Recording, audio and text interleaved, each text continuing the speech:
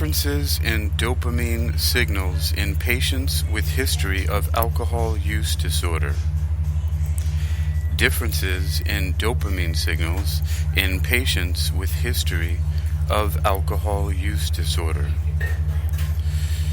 You're listening to Technical News Reading, presented by Hakeem Alibokis Alexander on Spreaker, social podcasting, presented for World Reading Club in association with UniquilibriuM.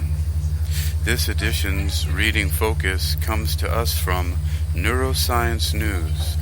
It's titled Differences in Dopamine Signals in Patients with History of Alcohol Use Disorder.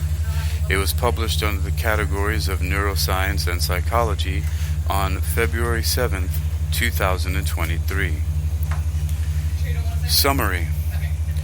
The connection between dopamine and counterfactual information, or notions of relief and regret, is altered in those with alcohol use disorder. Source: Wake Forest University.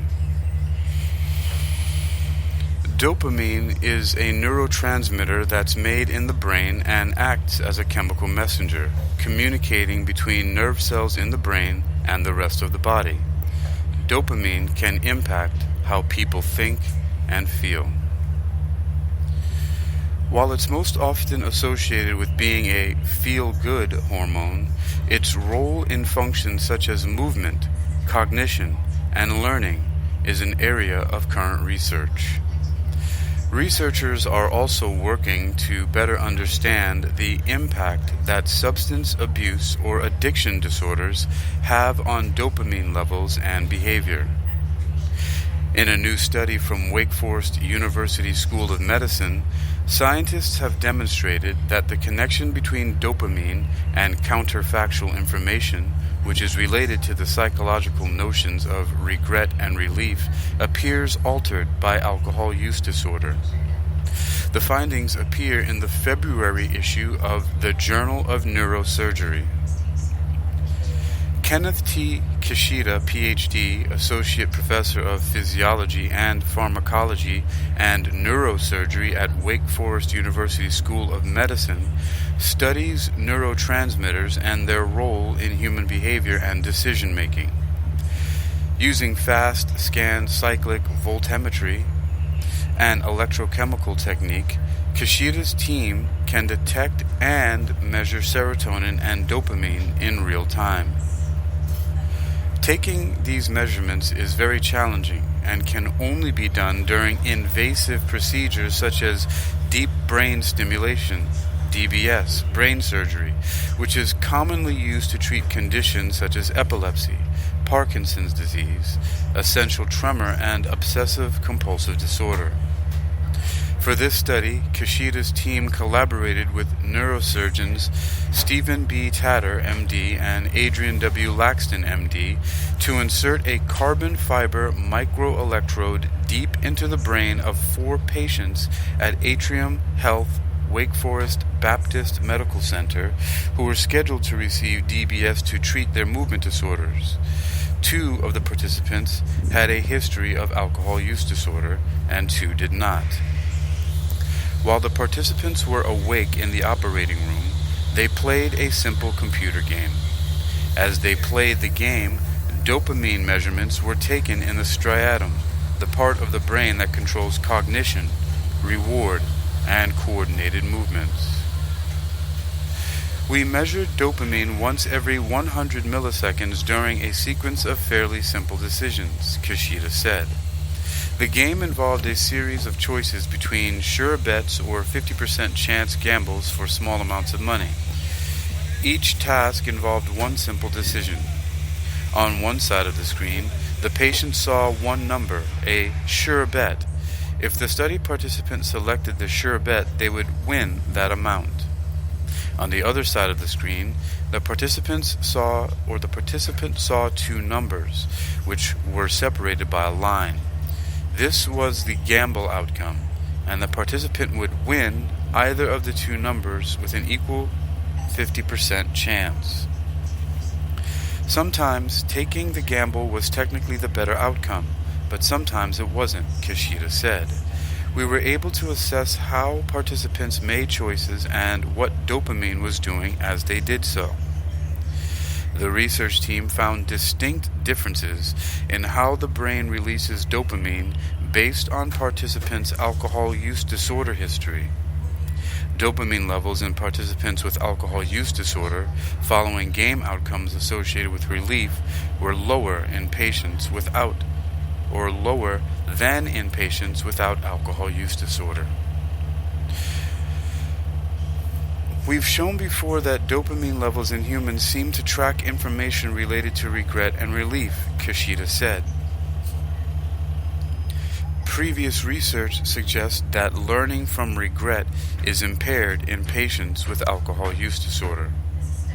In our study, dopamine measurements at these really fast timescales appear altered in patients with a history of alcohol use disorder. When their choice was the best it could have been, we see dopamine levels falling when we had expected it to increase, like we observed in patients without alcohol use disorder, Kishida said. Kishida acknowledged that a major limitation of the study is the limited sample size. Much more work is needed, Kishida said. However, to my knowledge, these represent the first investigations of dopamine signals on sub-second timescales in humans with alcohol use disorder. Kishida said larger studies are needed to gain more insight on these fast chemical fluctuations in the human brain, what they mean for decision-making processes, and whether they are altered in humans with addiction disorders. About this dopamine and alcohol use disorder research news. Author, press office, source Wake Forest University, which is who you'll contact.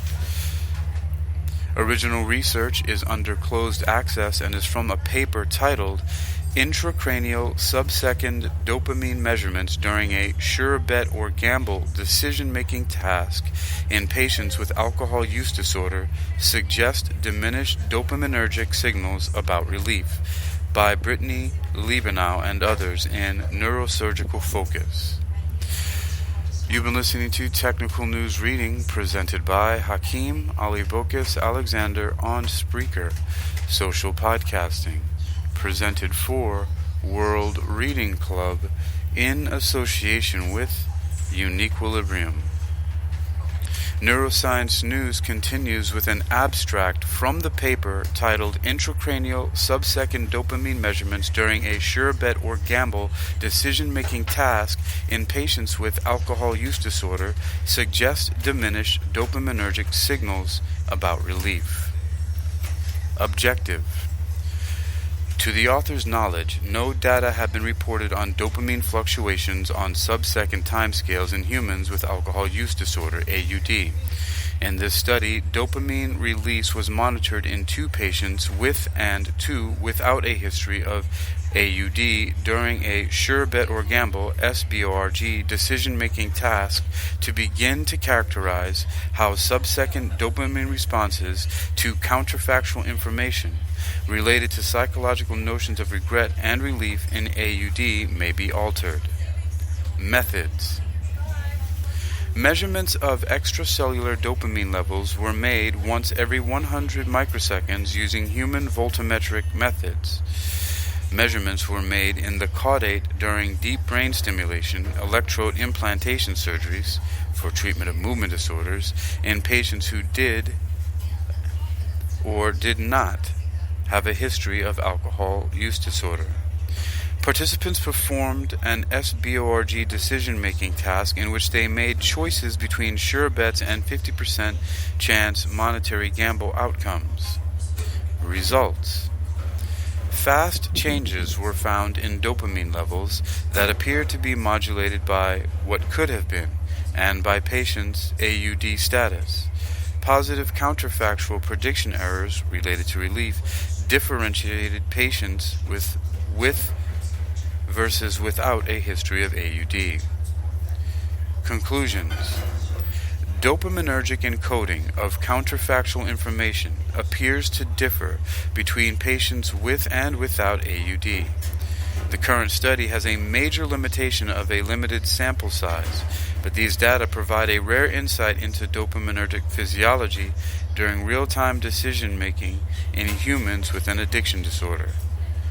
The authors hope future work will expand the sample size and determine the generalizability of the current results. NeuroscienceNews.com asks that you join our newsletter.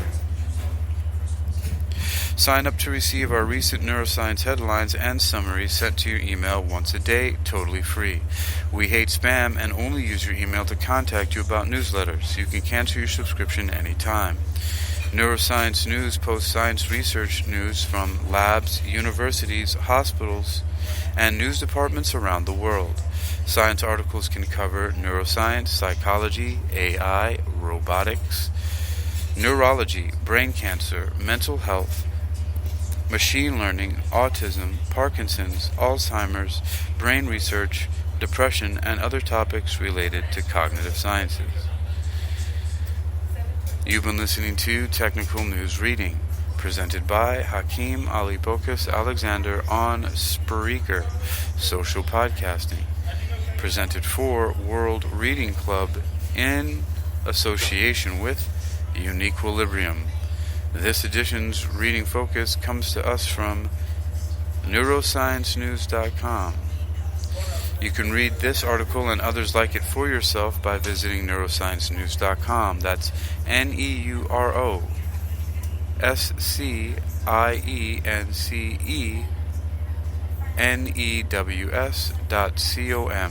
neurosciencenews.com. Differences in dopamine signals in patients with history of alcohol use disorder.